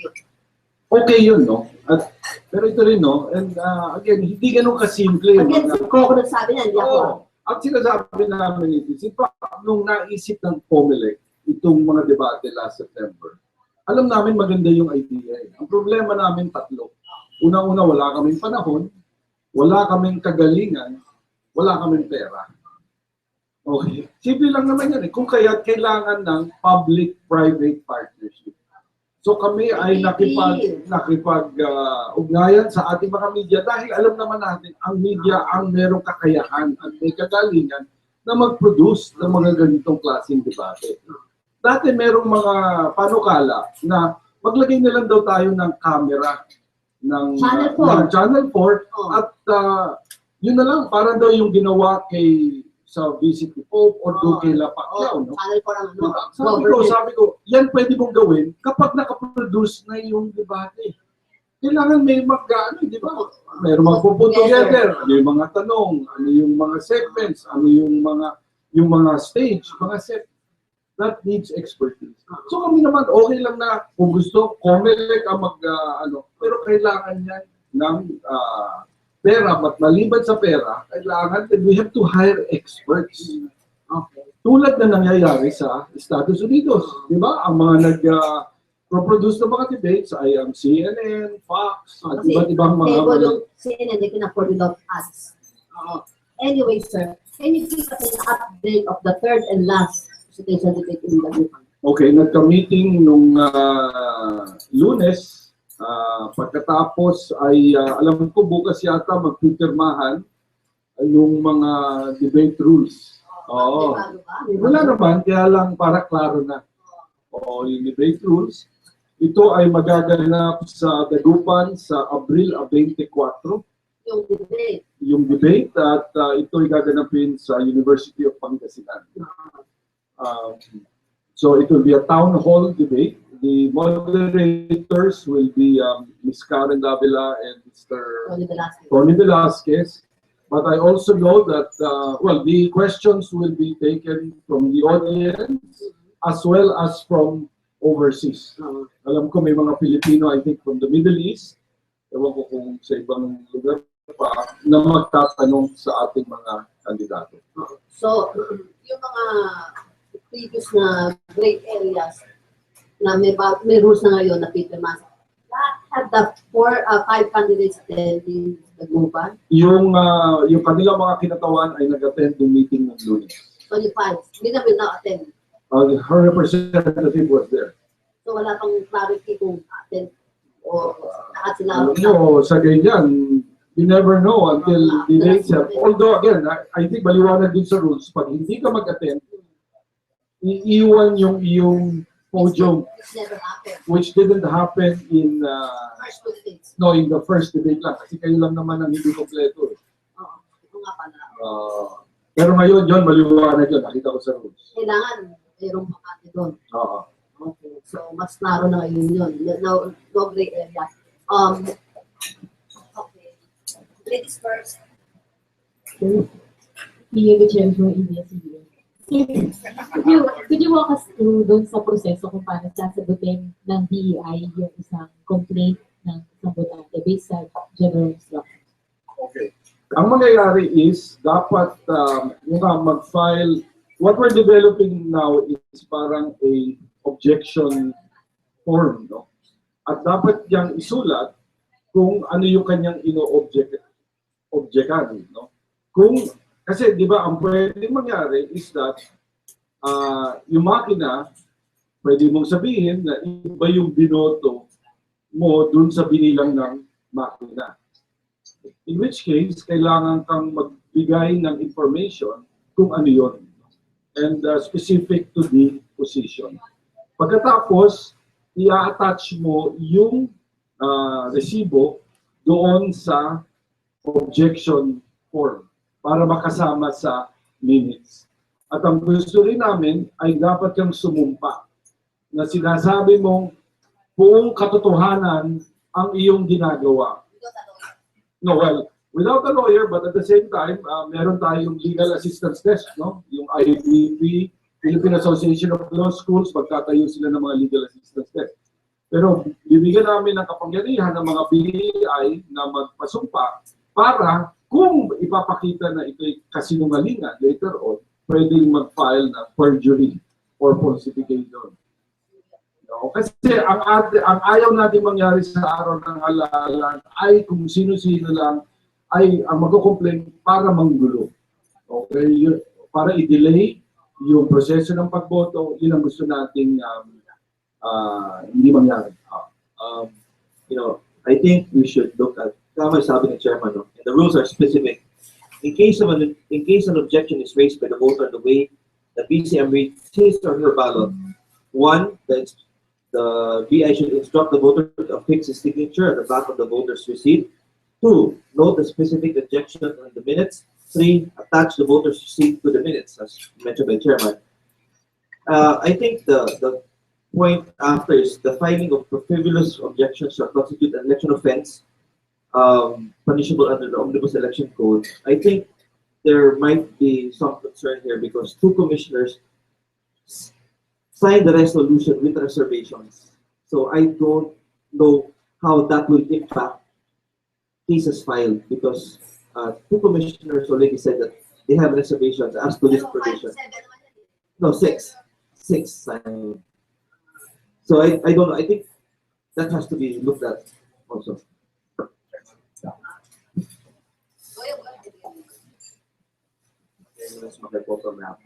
Sir, for voters education lang, syempre maraming mga nagtatanong, bakit ipapakita pa yung resibo kung hindi naman ako pwedeng magreklamo, kung hindi naman i-resolve yung aking protesta on the spot, para saan pa, ganyan. Can we explain why it will just be noted and it will not be resolved on the spot? Salamat sa tanong.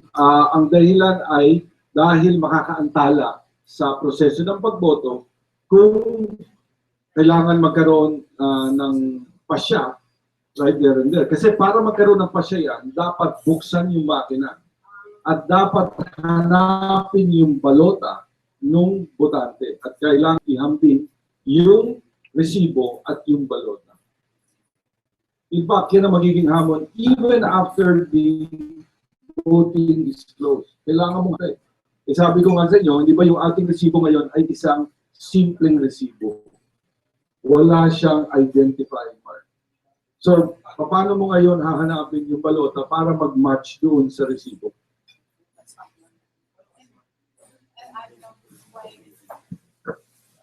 Another thing why that solution is impractical, it's because sa ilalim ng Constitution natin and even in the Omnibus Election Code, the secrecy required. So, if you have to look for the ballot of that specific person, nasira yung secrecy of the ballot. But second, in some of our encounters sa mga ibang forum, even election watchdogs raise this as a concern. Kasi sabi nila, alam niyo naman mga Pinoy, very creative. May ibang mga kandidato can tell their supporters na mauna kayo mag-vote at tapos mag-raise kayo ng mga concerns tagalan ninyo para hindi na umabot yung mga ibang botante. So, those are the things that we're avoiding here by making the resolution of whatever objection is speedy but will not entail the delay of the voting process for other voters. There is one provision which you should look at in the amended general instructions, section 12, which states that no replacement ballot shall be issued to a voter whose ballot is rejected by the VCM, except if the rejection of the ballot is not due to the fault of the voter.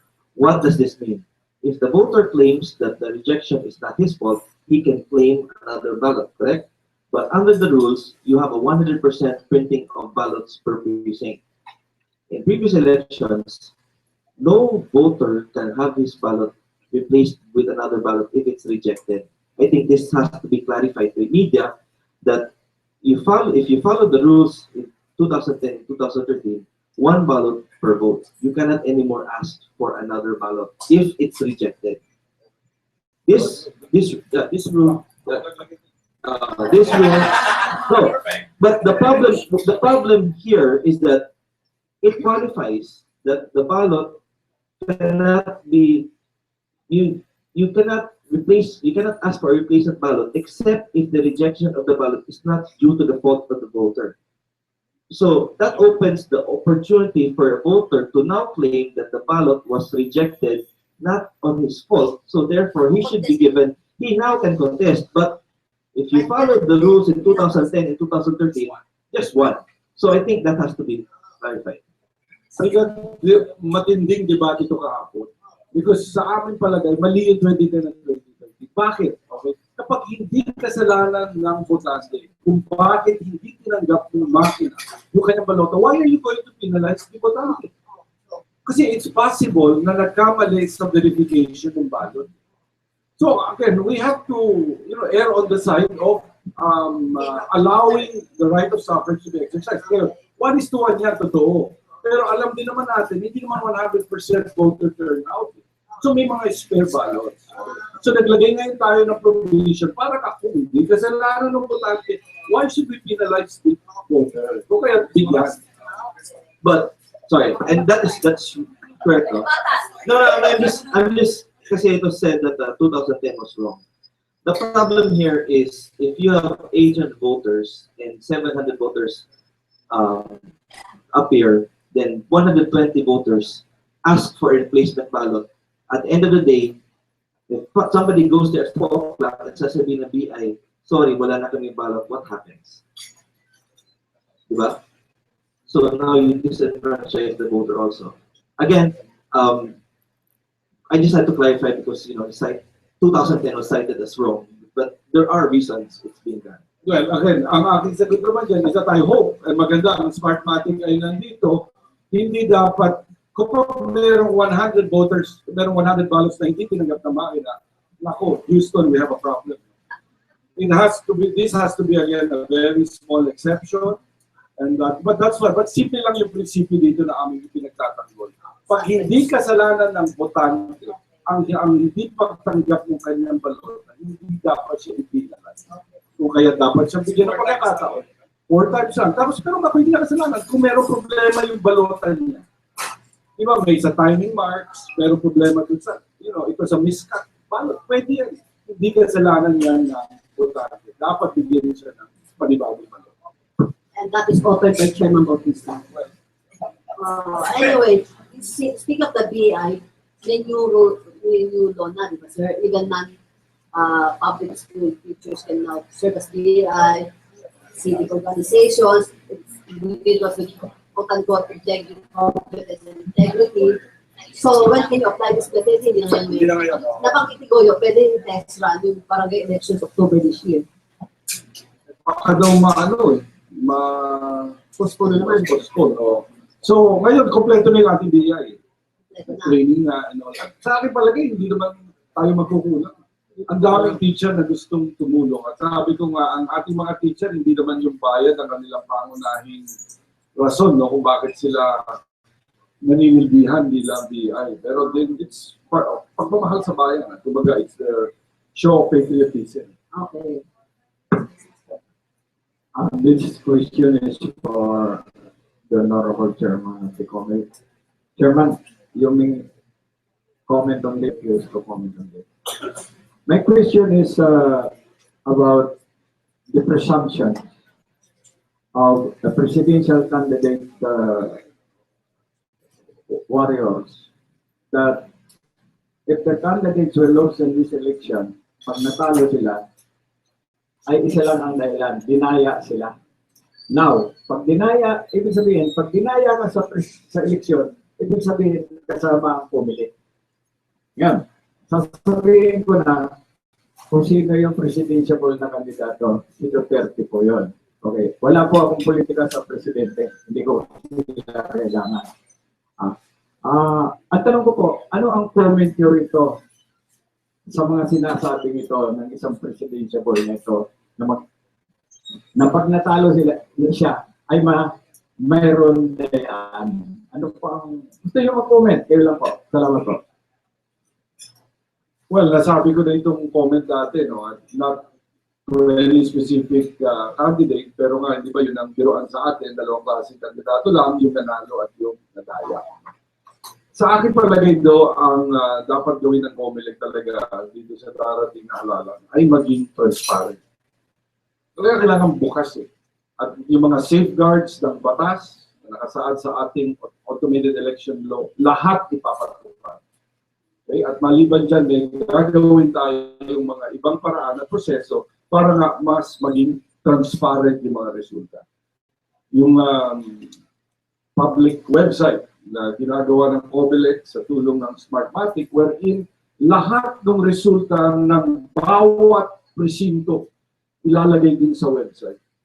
Para kahit na sino ay pwedeng i-add up ang mga resulta. At dito din, pwede yan as a check again as parang an audit na yan of the result. Sinabi ni Goyo, so sir, tutupakin yung gagayahin yung picture, yung mirror, tapos yung different, i-play lang. Again, hindi mahahack yan. No. Different yan, different. Okay. Teka, ito pala yung sabihin ko ha. Yung sa Rappler, baka sinatoria po, hindi ko sa action day sa butit, sinatoria po. Hindi ko kinalik eh. Naalala ko. Hindi ko alam yan. Walang nagsasabi. Sinatoria po pala yun. Ang parents. A website, yeah. Well, one is yung website na the Chairman Addy is referring to is a different website. Ito yung Philippines-2016.com, which is more secure and iba yung level of security applies to this than the COMELEC website, which they've identified nga kung ano yung mga shortcomings from that website before. But second, yung to address the question po of Mr. Roy Sigfuego, kaya tayo, kung matatandaan ninyo, yung manual elections napaka-susceptible to a lot of different types of cheating. Yung stuffing of ballot boxes, pagdagbawas, with respect to automated election law. Kaya ito pinasa ng Kongreso because nung napansin nila kung ano yung mga forms of cheating, yun yung mga sinubukan nilang ma-address with this new law. And that's why if you look at the vote counting machines, regardless of kung sino yung service provider, the requirements, sa terms of reference ng COMELEC, are there to ensure na walang dayaan. Unang-una, you have vote counting machines, again, regardless of sino yung provider, that requires encryption. It also requires SD cards wherein the results are encrypted, and also they have digital signatures na pag merong sumubok itamper yung results, upon transmission, hindi tatanggapin yung mga resulta because nasisira yung digital signatures.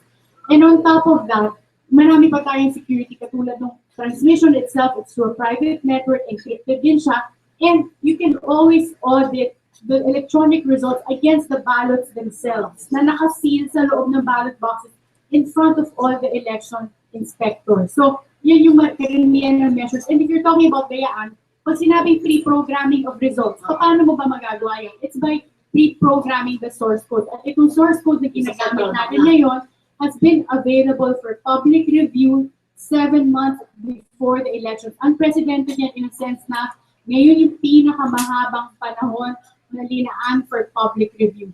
In the past elections, it was only a month before election. So, all the political parties were given sufficient time to review the source code publicly dito sa Brother Andrews Hall in Lasal para sila mismo makilatis nila ito. And on top of that, COMELEC hired an independent certification agency that is not related to Smartmatic, not related to COMELEC, that also certified that that source code is meant to run properly without any form of cheating. At yun yung nakadeposito po sa central bank. And they can check kung yun ba yung ginagamit during elections because it has a serial number, yung tinatawag nating hash code, that appears in the screen of each vote counting machine and also appears in the election results na printed.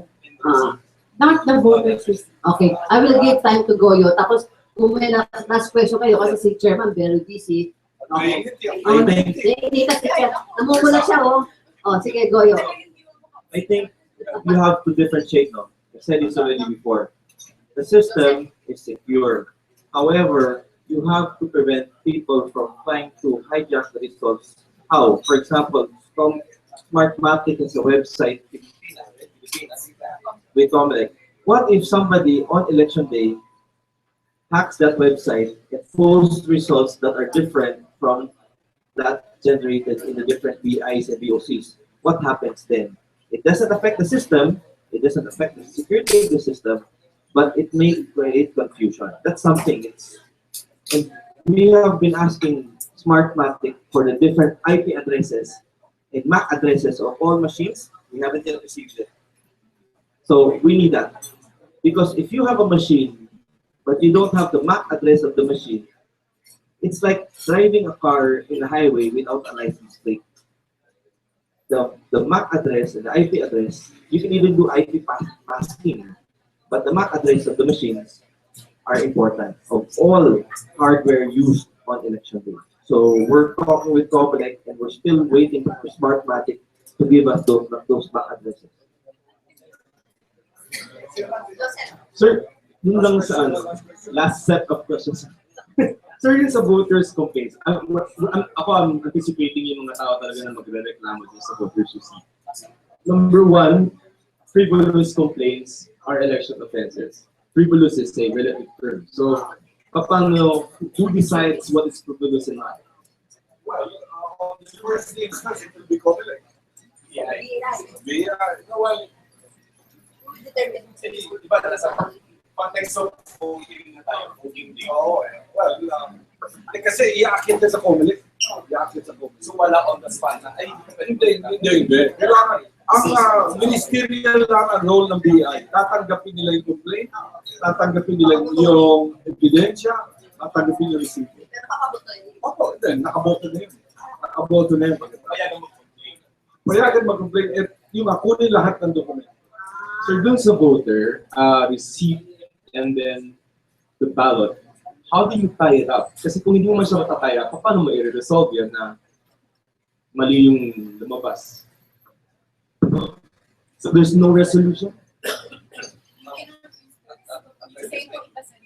You know, again, How do you find the ballot that corresponds to the receipt? no, what you do, when you do there are rules for random manual audit.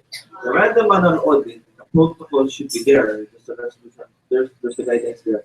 The main basis is the ballot itself. The receipt should be used mainly for corroborative evidence for protest cases or questions regarding the vote.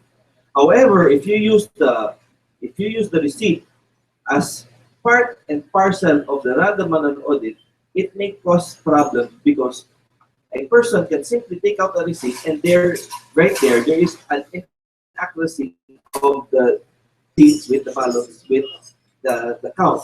So the receipts are just ancillary. The most important, if you do a random manual audit, is the ballot itself and the protocols. Yeah, And that, tama. Tama yun. In fact, I think these were matters that we raised to the Supreme Court. Yun ang mga problema na dun sa random manual audit, if you use the receipt, what if there is receipt switching? No? Baka yung resibo sa ibang presinto may pasok dito. Or ano kung hindi kompleto yung number of receipts vis-a-vis the number of ballots? Kasi kung merong nakapuslit. So talagang yung kanyang basis for the random manual audit is questionable. As pointed out by Commissioner Gregorio, at similarly pwede. Pero ang tanong mo iba eh. Yes, sir. Ang tanong mo is, paano mo ima-match yung resibo sa balota? Operationalize natin, sir. Okay. Voter, pumunta. Biglang lumabas, binoto niya kunyari si Miriam, lumabas si Senyeres. Kukomplain yan, di ba? Inanote niya ng BI.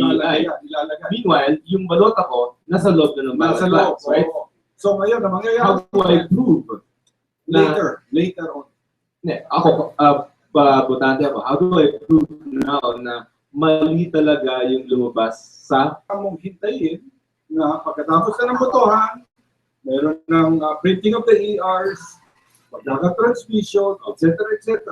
Tapos, kailangan buksan yung ballot box at isa-isahin. Ito ang problema. Paano mo hahanapin yung balota na magko-correspond doon sa resibo? I guess you can do a random, not random, but a manual na titignan mo, tingnan mo yung mga pangalan, ano yung balotang pinaka-kamuka? I have a more efficient way of dealing with that problem theoretically. One, each of the ballots have several security features, and one of them are yung barcodes, and which has details that pati yung meron siyang numbers, and yung that corresponds uniquely to each voter. Kasama dyan yung details on city, precinct associated.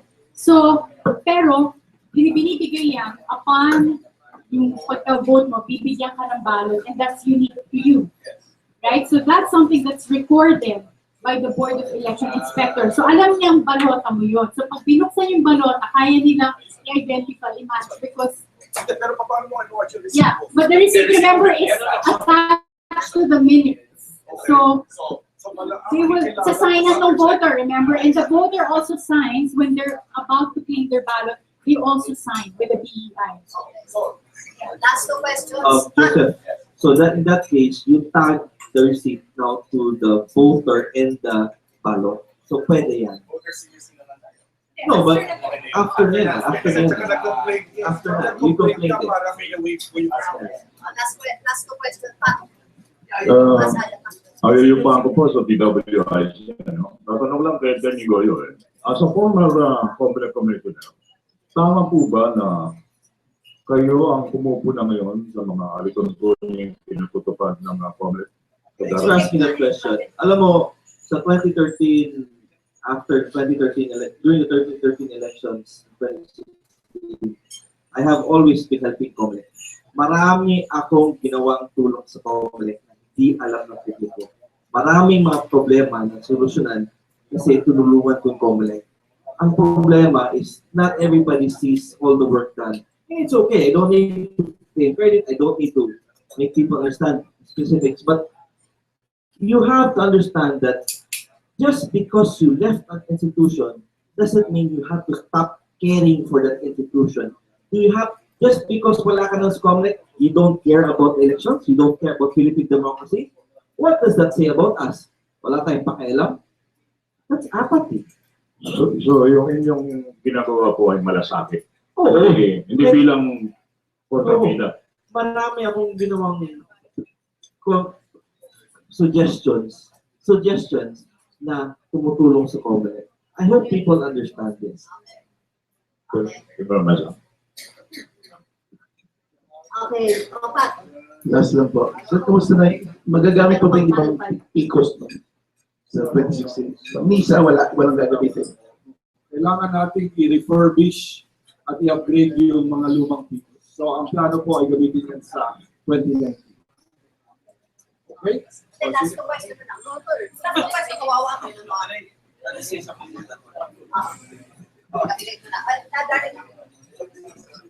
Chairman, in relation na po dun sa issue dun sa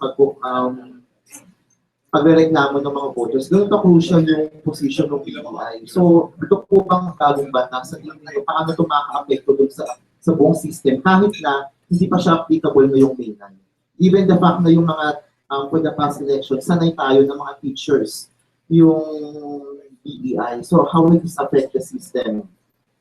Wala naman kami nakikita ang epekto kasi nga, yung ating mga BI, nabuo na yan eh.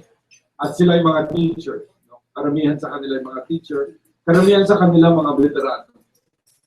So alam na nila yung proseso. Although ngayon na may mga bagong proseso tulad ng pag-implementa ng resibo na kailangan nilang pag-aralan. But wala kaming nakikitang epekto. Sa amin palagay, maganda yung batas. Sila. So, sino authority ang magsasabi na itong ballot box ito dapat i-open dahil may reklamo? Considering nga yung secrecy of the ballot, kailangan mag-file ng kaso, Supreme Court ba, or near COMELEC? Dapat COMELEC yan in the first instance. But later on, syempre, as you know, lahat ng mga usapang legal pwedeng iakyat sa Supreme Court. So, may kita natin nga kasi titignan din natin ilan ba yung objections. Diba? We have to also look at it and then, again, kung may mag-profile na complaint on that basis, siguro i-profile nila yan with COMELEC in the first instance at dapat desisyonan ng COMELEC. So you're looking at parang quota per ballot box kung ilan yung magpo-complain doon Wala pa. As I said, no, we will cross that bridge when we get there. Bago nga ito eh. Itong resibong ito is a new phenomenon, it's a new feature. We have to figure out what is going to happen on election day. I think what we did is we came out with an amended general instruction in order to meet this particular situation. Pero sa totoo lang kung ano pa yung nangyayari sa mga susunod na pag-aralan. Sir, yung 700,000 as well, it's not a very 700,000. Quarantine. What happens to this? Destroy. But again, yung mga iba na pwede pang ayusin, kasi may mga iba talaga hindi mo na pwede gamitin. Hindi pa na pwede pang ayusin. But again, yung mga political parties ay binabantayan yung mga balota nila. When are we going to destroy merong SOP. May SOP yan na ginagawa sa National Printing Office in coordination with Joseph, mangyayari that is, for example, you have a precinct that there have been 20 ballots that have been quarantined because it does not pass the quality, it does the verification. What happens is you have to print out additional 20 ballots to compensate for that one. So the 700,000, wala na yan, tapo na yan. Sheila, sorry, I just wanted to, Sheila, the receipts actually can be used as corroborative evidence in protest cases. So if a person alleges a misappreciation of the votes cast, you can now cite as evidence not only testimony or affidavits of the voters, but also the receipt of the voter's receipt, plus submit as evidence the minutes of voting, where the complaint is filed. On that note, Diyan lang, ito ko na kagad sabihin, para ano kung na-switch na kasi nga okay, pagka yung receipt mo, napalitan mo, one way or the other, meron nakapusulit ng resibo, nalabas niya, ibibigay niya ngayon yon sa next voter. Diba? Meron na siyang resibo, hindi napusulit eh. Okay, ngayon papasok siya, okay, tapos bumoto siya, tapos sasabihin niya, uy, hindi naman ito yung binoto ko eh. O ngayon, papakita ko yung resibo ko, iba na yun eh. Kasi ito, resibo ito ng ibang tao. How do we now deal with those kinds of situations? Do you anticipate that there's going to be a concerted effort to make the elections? Well, that's why I'm trying to already raise these issues to forestall. Para nga yung mga nag-iisip ng hindi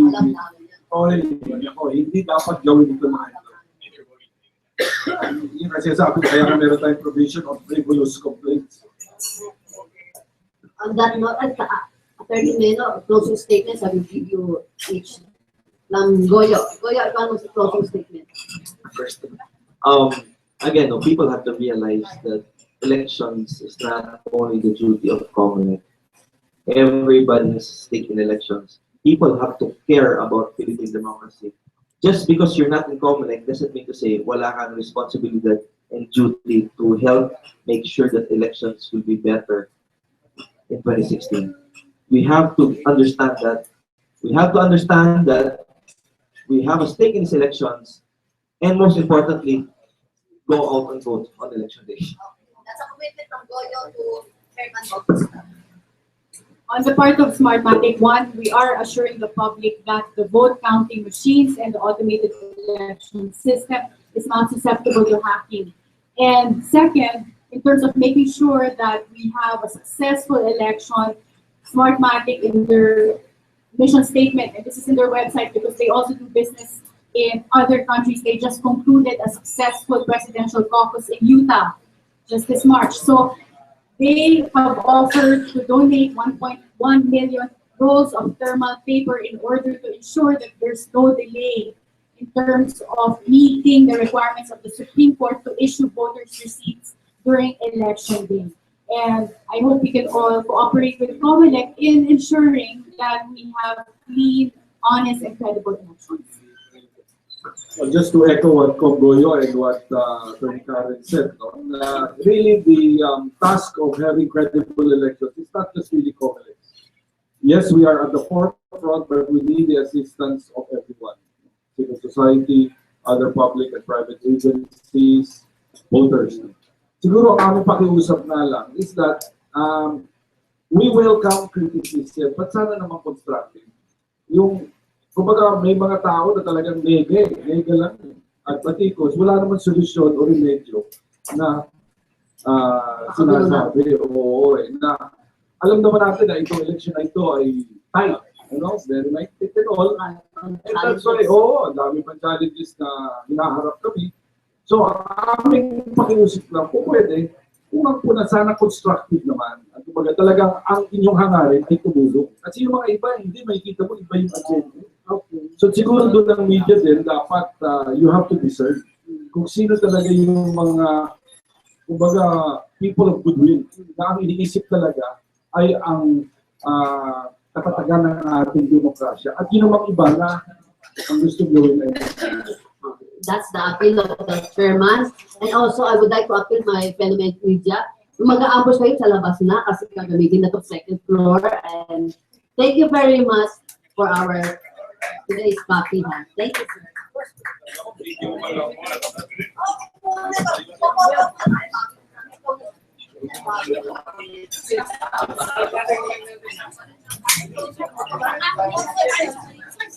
Thank